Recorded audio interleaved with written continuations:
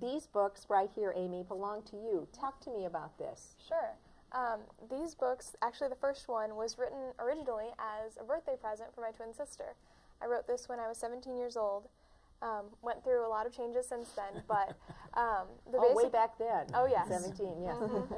But the basic idea was, my sister said, I've read too many fantasy books where the main character can solve all of their problems just using magic.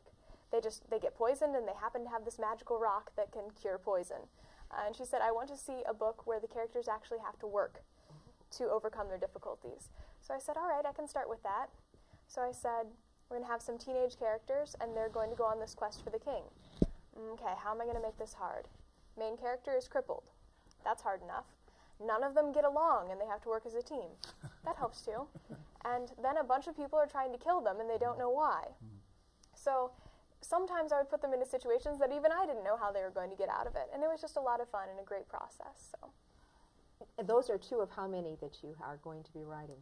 We're not exactly sure how long the series is going to be right now. I'm working on the third book right now. This was Guidepost. I've also written for Chicken Soup books, Chicken Soup for the Preteen Soul, Chicken Soup, Troubled Times for Teens. I've done Christian Communicator, church libraries, magazines. I've written for radio shows and done book reviews, anything I can get my hands on, really. And look at that smile. You're loving it. I am. If something's hard for you, of course it's less fun. Talk to me about math, my eyes will glaze over. Oh, okay. But, and a lot of people, I just feel like writing is all about rules for them, and the rules are very important. Dr.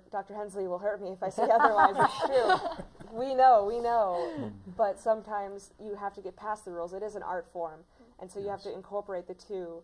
And a lot of people haven't gotten to see the part where you can incorporate art with the rules. And so I require my students to literally read out loud in class. I say to them, okay, bring this in, this is fine writing.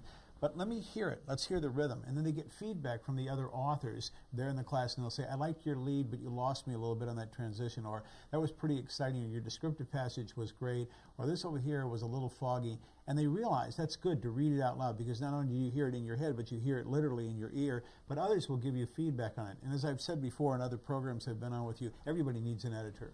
And so they gain a voice. And it's obvious that if you pick up a book by one author and a book by another author, you say, I don't even need to know the name. I know a Stephen King book different from a James A. Michener book.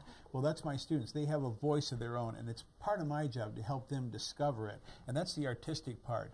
And there has to be a discipline, of course. They need grammar rules, punctuation rules, spelling rules, and that's the format. But the heart of it is, where's my voice and where's my message? When did you know that you loved writing? Well, probably from a very young age. I was saying the other day that in elementary school, little Amy would go into the library of her school and ran out of books to read about 5th grade, the ones that I enjoyed reading anyway. And I complained to my librarian, there just aren't enough books. And she said, well, you're just going to have to write some someday. And I said, I will, thank you. And I got a chance to give her a copy of my books. And just, I was so encouraged by her and by my teachers and my parents, and just have always really had a love for writing.